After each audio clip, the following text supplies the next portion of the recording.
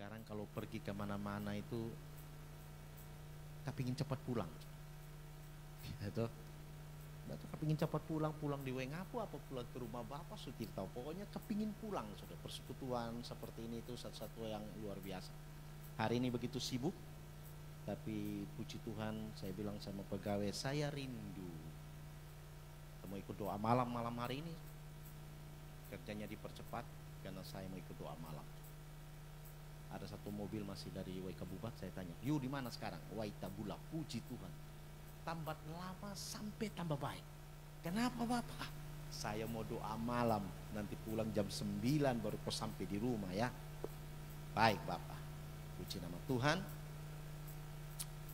Itu pembukaan saya. Dan setiap kali doa malam, saudara, saya selalu ingatkan tentang puasa doa. Saya tidak tahu, saya lupa, mungkin saya pernah berbicara tentang Raja Hizkia. Tapi saya ingin mendapat sesuatu yang baru waktu Bapak Gembala telepon WA saya, "Bapak malam ini Bapak berfirman dulu." Ya puji Tuhan, cepat saya cari. Ada sesuatu yang ingin kita pelajari dari Raja Hizkia. Saya mungkin pernah berbicara di doa malam tentang Hizkia, tapi ini mungkin kita lebih dalam mempelajari siapa Hizkia sesungguhnya. Kenapa doanya begitu manjur, doanya bisa merubah keputusan Tuhan. Banyak sekali orang berkata bahwa kalau sudah takdir, kalau sudah putusan Tuhan itu tidak bisa berubah. Siapa bilang? Supaya apa saudara? Supaya pada waktu kita gampang putus asa, kita tidak gampang bunuh diri, gantung diri, siksa diri, saudara ya. Tidak mudah seperti itu. Kenapa? Karena firman ini menguatkan kita. Nah, saya baca Alkitab bolak-balik, saudara. Bahkan ayat yang lain bilang Tuhan menyesal. Abraham negosiasi sama Tuhan. Bagaimana kalau ada sekian, bagaimana ada sekian, bagaimana bisa, saudara. Bisa negosiasi. Di zaman Musa Tuhan bisa bernegosiasi. Musa negosiasi. Tuhan, kalau engkau memusnahkan bangsa ini, di padang gurun orang bilang apa? Kalau saudara baca hari-hari bilang gitu. Masa orang bilang itu satu raja mati.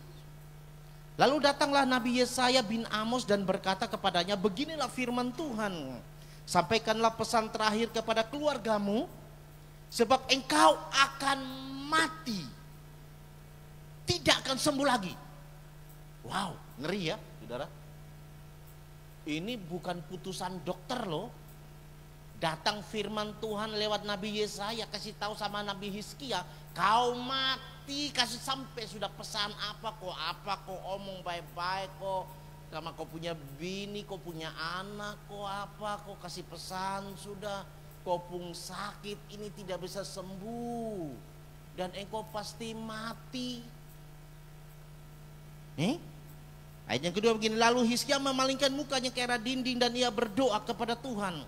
Dia bilang begini, Tuhan, ingatlah kiranya bahwa aku telah hidup di hadapan-Mu dengan setia dan dengan tulus hati, dan bahwa aku telah melakukan yang baik. Dan aku telah melakukan yang baik di mata-Mu." Kemudian menangislah Hizkia dengan sangat. Saudara, seandainya kita ganti Hizkia, ingat loh, dokter vonis kita aja umur kita tinggal 2 minggu saja. Waduh, bagaimana kita punya perasaan? Ini firman Tuhan bilang sampai sama Hizkia, kau punya sakit ini tidak bisa sembuh lagi, kau pasti mati sudah. Kasih pesan-pesan sudah. Tapi apa yang dilakukan Hizkia? Saudara, kapan-kapan saya ingin berbicara tentang respon Hizkia. Tapi hari ini kita berbicara siapa Hizkia. Apa yang dilakukan Hizkia?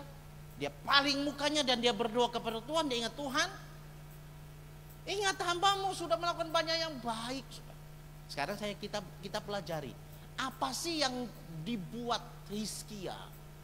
Perbuatan baik apa sih yang dibuat Hizkia yang dapat kita pelajari, sehingga keputusan Tuhan kalau kita baca ayat selanjutnya itu bisa berubah. Mari kita buka, kita mundur. 2 Raja-Raja pasal yang ke-18.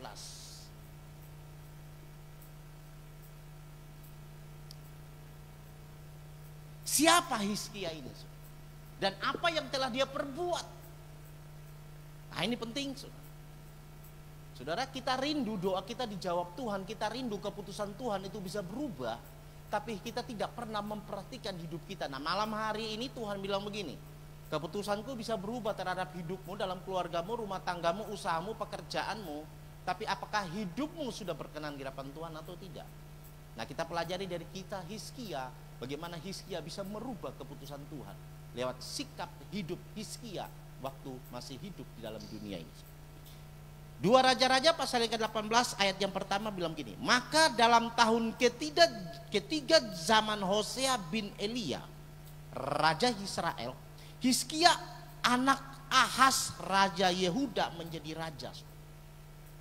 Ya. Ia berumur 25 tahun. Wow, masih muda ya. Hizkia umur 25 sudah jadi raja. Gibran umur 35 jadi wakil presiden aja sudah banyak yang protes. Betul enggak? Ini Hizkia umur 25 tahun jadi raja, Saudara. Berapa lama dia memerintah? Pada waktu ia menjadi raja dan 29 tahun lamanya.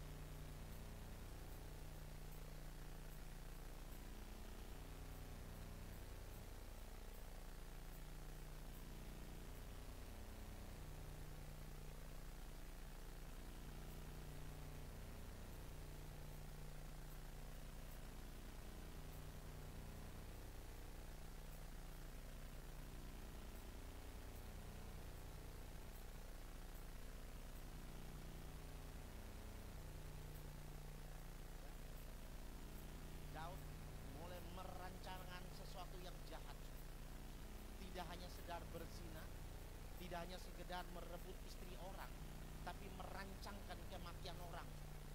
Ya mungkin kayak kasus yang kita lihat di TV itu kayak Sambo berkali, atau mungkin lebih jahat dari Sambo. Ya tahu lebih jahat. Sambo saja umur seumur hidup naik banding jadi 20 tahun. Ya. Tapi bukan berarti Daud, kita bikin contoh Daud. Bukan berarti karena Daud bikin dosa, rancangan dosa yang begitu brutal, Daud saja Tuhan ampuni, masa saya tidak? Bukan. Kita pelajari Daud bukan orang yang super. Daud itu sama seperti kita, bisa bikin dosa, bisa jatuh dalam dosa, tapi pertobatan Daud yang harus kita pelajari. Itu sebabnya firman Tuhan bilang begini. Ya, ia melakukan apa yang benar di mata Tuhan, tepat seperti yang dilakukan Daud bapa leluhurnya. Jika kita hidup takut akan Tuhan, bertobat sungguh-sungguh, melakukan yang benar di hadapan Tuhan, maka Tuhan tidak pernah memperhitungkan seberapa besar dosa kita. Ingat saudara, Alkitab bilang gini, sekalipun dosamu merah seperti kermisi, akan putih seperti salju. Itu perhatikan. Aku akan membuang dosamu. Bahkan aku melupakan dosamu. Bukan karena Tuhan setuju dengan kita berbuat dosa, tapi tindakan hati pertobatan kita berbalik daripada yang jahat itu, mengakui apa yang kita perbuat dosa. Saya pernah berbicara bahwa kekristenan tidak pernah mengenal kata maaf kalau saya salah, tidak ada kata maaf, mengaku saudara. Apa yang dilakukan Daud, dia mengaku kalau dia dosa dan dia terima konsekuensi dosa itu. Dosa adalah dosa dan dosa itu maut. Ya. Upah dosa itu mau dia terima itu. Kalau saudara baca tentang kisah Daud, dia terima semua tuh dengan hati yang takut dan gentar akan Tuhan sebagai bukti pertobatan dia kepada Tuhan. Dan Hizkia lakukan itu, ya toh, tepat seperti yang dilakukan Daud leluhurnya. Apa yang dia lakukan? Dialah yang menjauhkan bukit-bukit pengorbanan. Coba lihat. Dan yang meremukan tugu-tugu berhala. Dan yang menebang tiang-tiang berhala. Dan yang menghancurkan ular tembaga yang dibuat Musa. Saudara masih ingat tentang ular tembaga ini? Banyak bangsa Israel mati karena dipatuk ular. Tuhan bilang sama Musa, kau bikin ular tembaga. Jadi ada yang patuk ular, begitu lihat itu ular tembaga tidak jadi mati. Begitu kira-kira dia punya cerita. Yang bikin ular tembaga ini Musa. Musa disuruh Tuhan, saudara. Tapi pada perjalanannya, saudara, bukan lagi Tuhan yang mereka andalkan, tapi apa? Ular tembaga. Pada ular tembaga itu cuma alat, cuma sarana. Tapi yang mereka jadikan berhala, mereka jadikan Tuhan itu ular tembaganya. Bukan Tuhan yang menyuruh bikin ular tembaga, bukan. Tapi ular tembaganya. Dan Tuhan melihat ini kejijikan di mata Tuhan. Itu sebabnya ayat selanjutnya bilang gini, dialah yang menghancurkan. Dia yang menebang tiang-tiang berhala. Dan yang menghancurkan ular tembaga yang dibuat Musa. Sebab sampai pada masa itu orang Israel memang masih membakar korban bagi ular itu yang namanya disebut henustan. Coba lihat. Ular tembaga ini menjadi sesuatu berhala, bukan menjadi alat. Tapi dirubah. Mindsetnya dirubah. Oh, gara-gara ular tembaga ini. Dan Hizkia melihat itu jahat di mata Tuhan. Itu sebabnya dia hancurkan tiang-tiang itu sekalipun ular tembaga itu dibuat oleh Musa. Ayat yang kedua begini, ia percaya kepada Tuhan Allah Israel. Dan di antara semua raja-raja Yehuda, baik yang sesudah dia maupun yang sebelumnya, tidak ada lagi yang sama seperti dia. 6. Ia berpaut kepada Tuhan, tidak menyimpang daripada mengikuti dia. Dan ia berpegang pada perintah-perintah Tuhan yang telah diperintahkannya kepada Musa. Ayat yang ketujuh, maka Tuhan menyertai dia kemanapun juga ia pergi berperang. Ia beruntung. Ia memberontak kepada Raja Asyur dan tidak lagi takluk kepadanya. Yang kedelapan, dialah yang mengalahkan orang Filistin sampai ke Gaza dan memusnahkan daerahnya. Baik menara-menara penjagaan maupun kota-kota yang berkubu. Saudara lihat apa yang dilakukan oleh Hizkia? Sekarang kita mengerti kenapa Hizkia bisa berani bernegosiasi dengan Tuhan pada waktu Hizkia sakit. Dengan kata lain begini, dari sisi yang lain, nanti saya akan berbicara lebih banyak itu pada hari-hari yang selanjutnya. Jangan saudara berpikir kalau orang sudah takut Tuhan, cinta Tuhan, taat Tuhan itu bebas masalah. Sonde. Contoh Hizkia. Tapi Hizkia tetap percaya kepada Tuhan. Dia ingatkan kepada Tuhan. Saudara, kunci kenapa Tuhan bisa merubah keputusan Tuhan sederhana. Karena ketaatan Hizkia kepada firman Tuhan. Kita sudah baca pasal yang ke-18 apa? Dia merubuhkan tiang-tiang berhala.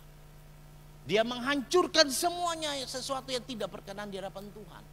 Itu yang membuat Tuhan ingat Hizkia. Itu yang membuat Tuhan merubah keputusan Hizkia. Keputusan Tuhan terhadap Hizkia. Saudara, bagaimana dengan kita? Saya percaya hidup kita ini tidak terlepas dari masalah.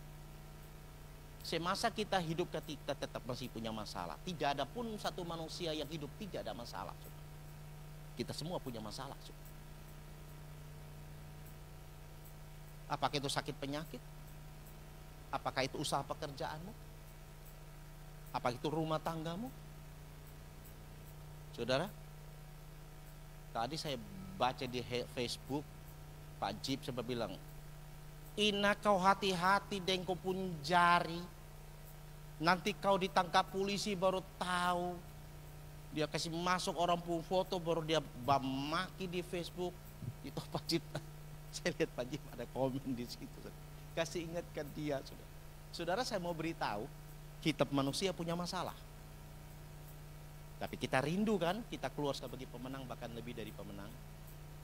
Kita rindu kan bahwa kita boleh melewati seluruh persoalan itu yang ada. Saya percaya mungkin masalah kita tidak seberat Hizkia, tapi semua kita punya masalah. Itu sebabnya kita perlu datang dan berdoa kepada Tuhan supaya apa? Tuhan memberi kita kekuatan agar kita dapat menanggung semua masalah itu. Tapi satu hal yang harus kita perhatikan seperti yang kita pelajari dari Hizkia, bagaimana Hizkia bisa mendapat kasih karunia Allah, memperpanjang umurnya 15 tahun lagi. Karena apa? Karena background Hizkia, bagaimana hidup Hizkia, ketaatan Hizkia yang harus kita contoh. Mungkin saudara bilang begini, Pak, sekarang saya tidak punya berhala di rumah. Saya tidak sembah gunung, saya tidak sembah patung. Saya mau beritahu, ya, Android yang ada di tangan saudara itu bisa menjadi berhala bagi saudara. Kenapa? Berapa banyak di antara kita lebih tergantung kepada Android yang kita punya, HP yang kita punya daripada firman Tuhan.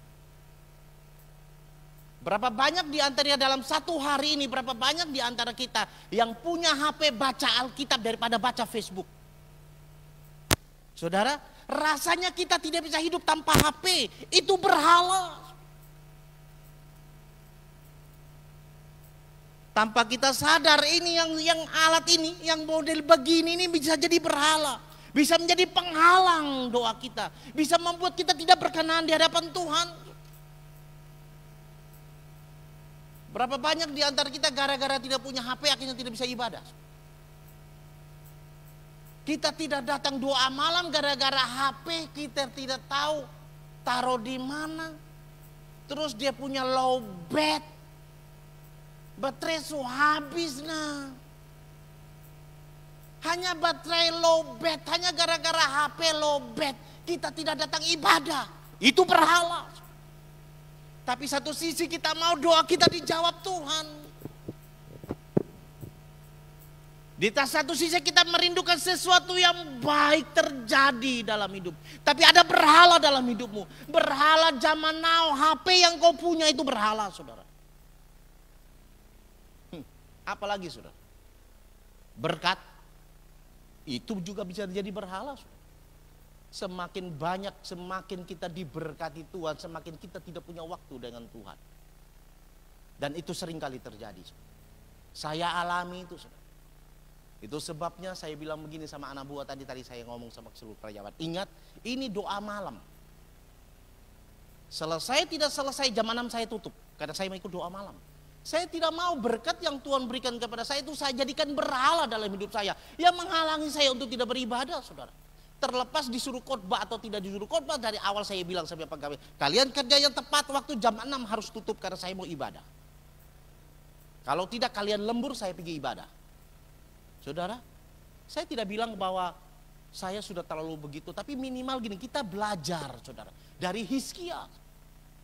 Hizkia tidak pandang bulu, dia hancurkan semua. Padahal histori dari ular tembaga itu sangat jelas, berapa banyak orang Israel itu diselamatkan hanya gara-gara memandang ular tembaga. Tapi kalau ular tembaga itu sudah menjadi berhala menggantikan Tuhan, itu tidak layak di hadapan Tuhan. Saudara, berapa banyak HP kita yang kita miliki itu membuat kita semakin dekat kepada Tuhan. Tapi tidak sedikit HP membuat kita jauh daripada Tuhan. Itu berhala. Gara-gara HP kita bisa bakalain. Saudara, kemarin di pilkada di grup kita saya baca, saudara, sedih saya. Saya tidak mau komen. Tapi saya lihat, waduh ini sudah jadi berhala. Gara-gara pilih 1, pilih 2, pilih 3. Bah omong di Facebook yang aneh-aneh. Betul enggak? Saya tidak tahu nih apa. Itu berhala, saudara. Sampai tidak pergi gereja hanya gara-gara dong punya pun junjungan tidak menang dong semua pergi gereja lain. Yang satu gara-gara dong pun junjungan menang dong suruh mulai bah omong tidak karuan di situ. Saudara, Hati-hati saudara. HP ini bisa membuat kita semakin dekat Tuhan, tapi jangan lupa HP membuat kita jauh kepada Tuhan. HP itu bisa mempererat hubungan kita satu sama yang lain. HP juga bisa membuat kita berpecah satu sama yang lain. Hati-hati. Begitu juga dengan uang, begitu juga dengan harta, begitu dengan suamimu, begitu juga dengan istrimu, begitu juga dengan anakmu. Jika engkau terlalu mencintai anak lebih dari cintamu kepada Tuhan, engkau tidak layak bagi Tuhan. Anak bisa jadi berhala. Sederhana sudah. Yang tahu siapa? Saudara. Tuhan itu kalau cinta, Tuhan itu sayang kita. Dia ingatkan kita lewat, kalau kita terlalu sayang anak ini nanti ada masalah terus. Yang sakit lah, yang panas lah, yang inilah, yang itulah. Hati-hati loh. Itu sinyal dari Tuhan bahwa Tuhan sudah mulai cemburu. Kenapa? Kau lebih cinta kau punya anak daripada kau cinta sama saya. Gara-gara anak kita tidak ikut doa malam kan? Berapa banyak di antara kita seperti itu? Gara-gara anak kita tidak datang ibadah. Kenapa? Takut merepotkan. Dulu tidak punya anak minta anak. Sudah punya anak tidak pergi gereja. Saudara. Mana lebih baik punya anak atau tidak punya anak? Lebih baik punya anak tetap cinta Tuhan, bukan? Dulu waktu tidak punya sepeda motor, minta sama Tuhan punya sepeda motor. Doa malam jam 7, jam 6 sudah di gereja. Kenapa? Waduh, dia pun cinta Tuhan luar biasa. Karena ada maunya, saudara. Tapi begitu sepeda motor sudah dapat, doa malam pulang jam 9, dia datang setengah 10. Kenapa? Jam 7 sampai jam 9 hujan, bapak beta baru habis cuci sepeda motor baru nah. Jadi tunggu habis hujan baru beta datang. Saudara itu jadi berhala. Saudara. Istri saudara bisa jadi berhala. Saya ingat sama Bernard Baer. Waktu kau belum punya pasangan, kau minta punya pasangan dan kau cinta pelayanan. Saya cuma ingatkan sebagai orang tua. Setelah kau punya istri, kalau istrimu lebih penting dari pelayanan yang sudah pernah engkau perbuat, yang pernah engkau lakukan, engkau tidak layak di hadapan Tuhan. Jadi apakah kita tidak boleh mencintai istri? Boleh. Harus mencintai istri. Tapi kadar cintamu kepada istrimu melebihi dari kadar cintamu kepada Tuhan, engkau tidak layak di hadapan Tuhan. Ada ayatnya, saudara. Cuma saya cari tidak ketemu. Ada di Alkitab. Saudara, berhala-berhala zaman now itu yang menghambat doa kita. Berhala-berhala zaman now itu yang membuat doa kita tidak dijawab. Berhala-berhala zaman now itu yang membuat kita tidak bisa menikmati janji Tuhan digenapi dalam hidup. Saya teringat, saya punya kesaksian hidup. Ini bukan bicara saya lebih baik dari saudara, tidak. Tapi saya ngalami itu. Pada waktu saya pertama kali ada di Surabaya tahun 89, saya orang yang kere dan paling melarat. Saya pernah bersaksi kepada bapak ibu, saya pernah makan dari sampah, dari tong sampah. Saya menikah 14 Juli, bulan depan istri langsung dapat berkat dari Tuhan, langsung hamil anak pertama si David. Hidup masih pas-pasan, condong kurang, bukan pas-pasan. Hidup kurang-kurangan, saudara. Semua serba kurang. Saya mengerti firman. Bahwa orang yang mengandalkan Tuhan, mendahulukan Tuhan, Tuhan tidak pernah membiarkan orang anak-anak itu meminta-minta roti. Itu kata Daud. Saudara tahu apa yang saya lakukan? Saya tidak suruh saudara lakukan seperti apa yang saya lakukan. Tapi saya punya pelajaran hidup bagi hidup saya. Kenapa hari ini saya bisa seperti ini, saudara? Karena apa yang saya tabur dulu itu saya tuai sekarang. Bukan nanti mati masuk surga, nanti itu urusan masuk surga. Tapi minimal kita bisa menarik suasana surga dalam dunia ini. Saudara. Hidup yang kita hidupi sekarang, kita bisa menikmati suasana surga yang penuh dengan sukacita, damai, sejahtera, kecukupan, bahkan kelimpahan. Itu saya alami. Saudara lihat saya sekarang enak, tapi saudara pernah lihat tak pada waktu saya berjuang pertama kali saudara, saya punya anak. Anak bayi seperti ini saudara, masih 1 bulan 2 bulan. Saya kasih tinggal di dalam kamar dan saya titip sama tetangga, Ci titip anak saya ya, saya sudah bikin susu. Loti kamu mau kemana? Saya mau pergi doa malam. Doa malam Surabaya bukan kayak sekarang di sini jam 7. Surabaya pun doa malam jam 10 sampai jam 12 malam. Setelah Mama Aci kasih nenen, dia tidur dan bikin susu botol kasih tinggal.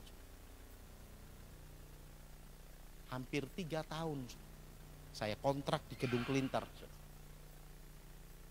Taci itu yang megang botol susu. Setiap kali kalau dia nangis, dia bangun, dia kasih susu anaknya. Anak itu tetap di rumah, tidak titip di rumahnya, tetap di rumahnya saya. Saudara. Kebetulan waktu itu di Gedung Kelintar, itu rumahnya sangat mepet-mepet di Surabaya. Nanti kalau Pak Cip ke Surabaya, saya tunjuk ini cikal bakal saya di sini. Aku mepet Surabaya punya rumah karena kontrak di situ. Titip anaknya tetap di situ, David tetap di situ. Ada harga yang harus saya bayar. Kenapa? Saya tahu hidup ini itu butuh Tuhan. Kalau bukan Tuhan tidak mungkin saya nabur itu. Kasih tinggal dia. Apa dengan dari situ anak tidak masalah? Oh masalah. Jatuh dari tempat tidur. Bola balik. Sampai tacinya bilang, Titi, Bo ya ibadah sih ibadah. Tapi ya Bo terlalu nemen toh. Nemen itu jangan terlalu berlebihan gitu loh. Jangan terlalu fanatik lah. Tapi yang tahu nih saya dengan Tuhan kan komitmen saya. Orang lain bisa menilai negatif, tapi yang tahu komitmen saya dengan Tuhan itu saya. Dia boleh kasih saran, dia boleh ngomong, saudara. Tapi yang tahu kan saya, saudara. Saya bilang, iya Cik, terima kasih buat sarannya, tapi setiap minggu saya tetap tinggalkan, saya tetap beribadah. Saudara, hasil yang saya nikmati hari ini, saya cukup diberkati Tuhan. David disambut cukup diberkati Tuhan. Kenapa? Ada sesuatu yang saya tahu, saya teringat, saudara. Pada waktu Hizkia berdoa kepada Tuhan. Hizkia begini, oleh karena bapa leluhurmu si Daud. Saudara, sebagai orang tua engkau punya investasi besar dalam keberhasilan anak.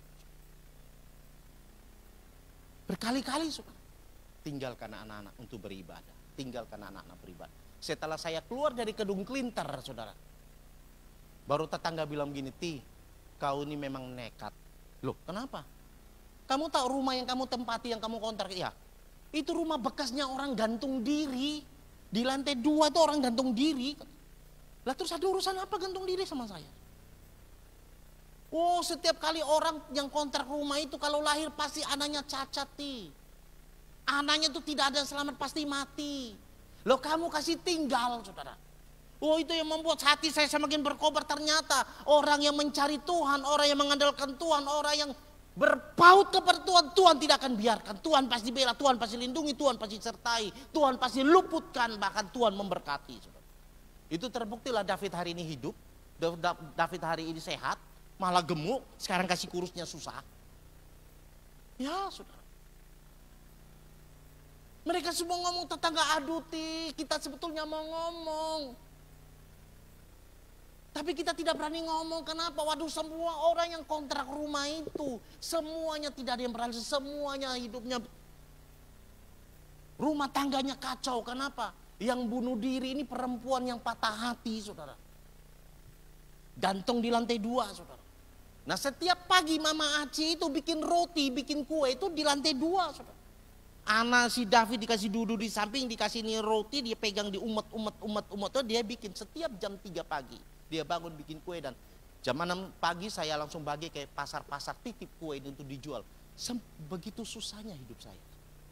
Saudara berpikir kalau saya bangun pagi berdoa jam 4, terus kasih tinggal anak-anak, saya pergi gereja, pergi doa malam cari wajah Tuhan.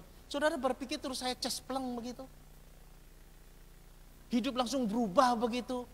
Langsung wow begitu. Enggak saudara. Makan masih pakai minyak jelantah. Tahu minyak jelantah? Minyak jelantah? Minyak bekas goreng itu loh. Digoreng berkali-kali sampai warnanya hitam. Tidak dibuang, dicampur sama nasi, kasih garam dimakan. Maka sekarang kolesterol tinggi, asam urat tinggi. Saya tidak pernah mengeluh. Kenapa? Dulu seperti itu saya gaya hidupnya. Saya tetap mengucap syukur. Sampai segitu susahnya, saudara. Saudara jangan berpikir, oh begitu cinta Tuhan, sayang Tuhan, oh nomor satukan Tuhan, utamakan Tuhan, hidup berubah. Tidak, saudara. Tapi perubahan itu pasti step by step, step by step, step by step, step by step.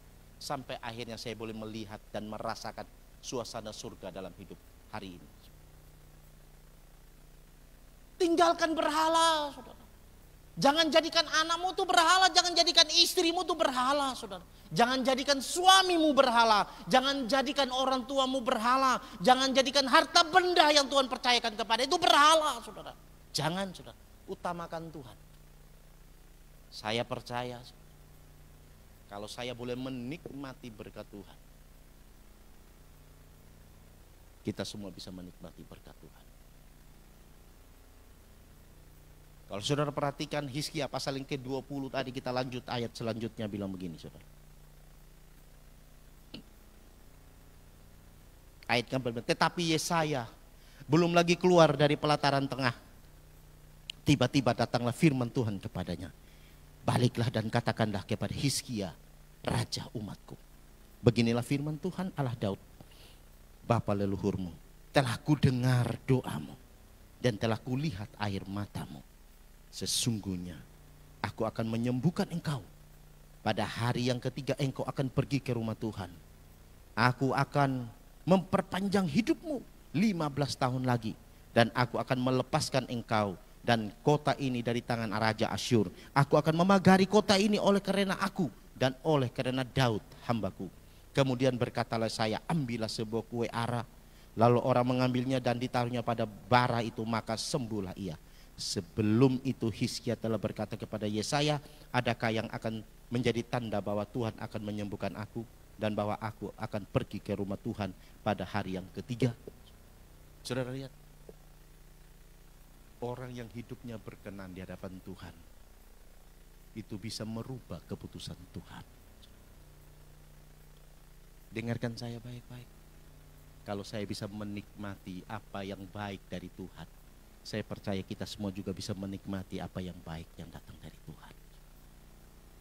Tergantung seberapa besar standar prioritasmu yang kau pasang dalam hidupmu kepada Tuhan.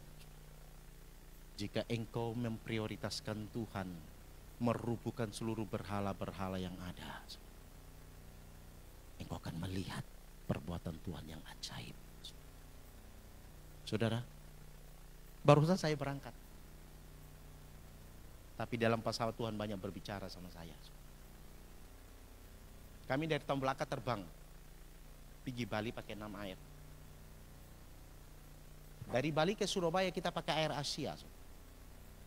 Mama Aci beli tiket seperti itu. Sudah sore. Jam 8 malam kita dari Bali terbang ke Surabaya barusan. Barusan ini saya berangkat. Sudah naik di atas pesawat, duduk. Pesawatnya sudah mundur, sudah menuju ke mau tempat landasan, sudah. Tapi tiba-tiba berhenti dan tidak jalan-jalan. Lama tidak jalan-jalan. Mama Aci sudah tertidur. Tiba-tiba kaget bangun, dia bilang, kita sudah sampai di Surabaya kah? Kau mimpi? Kita masih di Bali. Hah? Masih di Bali kenapa? Itu pesawat ada rusak. Begitu dengar pesawat rusak, dia bilang begini sama saya, kita turun yuk. Kenapa turun? Pakai hikmat. Kita sudah tahu nih pesawat rusak, kita masih mau terbang. Saya bilang sama Mama Aci, kita terbang sendiri. Dia lihat sama saya, dia bilang begini, saya mau turun. Ya terserah kalau mau turun. Dia panggil pramugari, Mbak, ini pesawat rusak. Iya, saya tidak mau terbang, Mbak.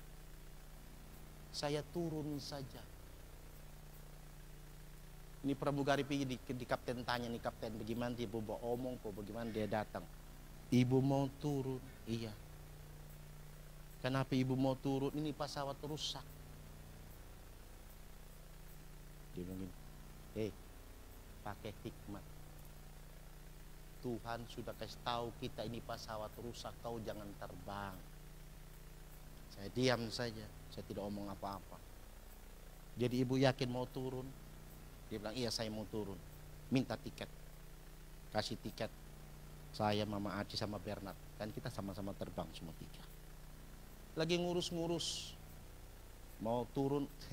Saya lihat Mama Aci WA. Saya cuma lirik WA. Kasih tahu dia Pak Ana di Sabu nih. Kita pun nomor berangkas. Di mana sertifikat rumah. Saya bilang dalam hati, omong dalam hati kan dia ini kan lagi galau kan. Kalau mau turun untuk apa mau Facebook begini? Kan mau turun. Kecuali kita mau terbang kok kasih tahu pesan-pesan kok kayak Raja Hizkia kan su terbang mau mati pesawat jatuh nah, kok pesan-pesan begitu. Iya. Pramugari bilang gini, Bu, sebentar ya. Kita lagi ngurus mobil yang datang jemput ibu. Satu pesawat rame. Semua pada minta turun. Pesawatnya rusak. Tunggu yang jemput ini, tunggu yang jemput ini. Mbak bilang begini, Ibu, ini pilot bilang pesawat subai. Apakah ibu tetap fly kok? Memaci bilang begini, subai? Iya, yakin kok? Yakin Mama pilot yang bilang nah. Mama Aci senggol saya. Bagaimana? Saya bilang, Ibu pramugari, kalau pesawat ini terbang, ibu ikut. Mama Aci bilang, dia belum ibu, masih mbak ikut.